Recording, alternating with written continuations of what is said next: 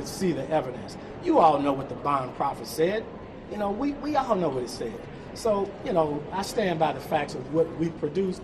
If they want to dispute those facts, then the place to do that is in court, not secrecy. Do you plan on talking to Kim Fox this afternoon? I'm sorry, I want to say one other thing. Mr. Smollett is still saying that he is innocent, still running down the Chicago Police Department. How dare him? How dare him? After everybody saw, and I want to remind you, this is not the superintendent's word against his. The grand jury, a sliver of the evidence, and they came to a conclusion, as did the state's attorney's office. This is not the superintendent and the detectives department word against his. And even after this whitewash, still no sense of ownership of what he's done. He says that, in fact, he is the wrong in this case. This is an unbelievable, not just whitewash of justice, this is a person now who's been let off scot-free with no sense of accountability of the moral and ethical wrong of his actions. From top to bottom, not only besmirching the name of the city, but then I cannot stress that in a time when you have people bringing a moral equivalency in Virginia between bigots and those fighting bigotry, then you have a person using hate crime laws that are on the books to protect people who are minorities from violence, to then turn around and use those laws to advance your career and your financial reward? Is there no decency in this man? Mayor, you think that was all politically motivated? Last question, guys. Mayor, his attorneys say that he was vilified and this case was being made in the public. Two things. One, to the state's attorney, the question about whether it was politically motivated or not is something you have to ask them, because only they can answer their motivation. But I do know what the grand jury says, and I keep pointing you back to what the grand jury did when they saw just a piece of the data. And I think there's not a person up here who would love to have all the information made public, let alone the two individuals who also talked. Do you think it was politically motivated? Wait a second. It's not whether I do or not. That's a question that only she can answer. I can only guess at it. To your question, Cheryl, I would just, if you mind repeating it, because I try to... Yes. His attorneys say that he has been vilified, that this case was, that the case against him was done in public and was being judged. He's a person that brought this forward. Now, I remind you all, it goes back to also a letter. Now, he brought this case forward. He said he was a victim of a hate crime, both for his sexual orientation and for being black.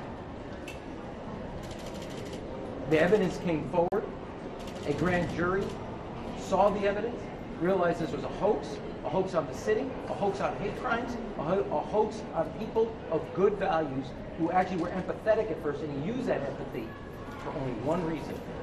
Is the case closed? Is it only done? for one. How do you pursue justice after this decision? Just listen. I'm going to close on this. We just had one of the largest ceremonies for the police department in the history of the city.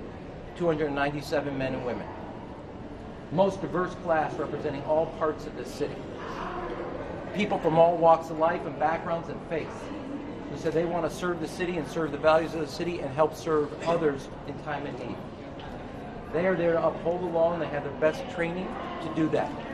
And I draw you in that contrast, people of all walks of life, as I said, graduates of our public schools, kids who grew up with parents who were police officers, veterans of the armed forces who have a life of service.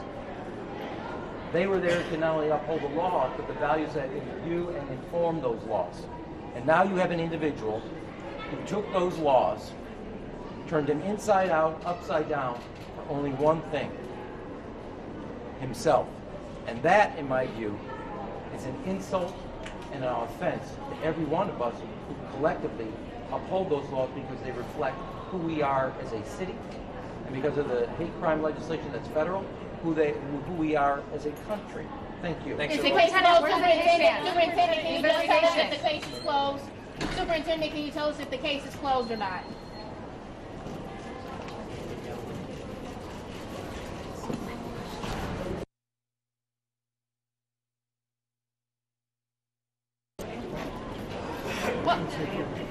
Oh, yes. Sorry. My name is Kevin Graham. I'm the president of the Fraternal Order of Police here in Chicago. I do have a few comments to make. Last week, we asked the Department of Justice to investigate the contact that state's attorney had with a private individual, private attorney in California. We're doubling down on that.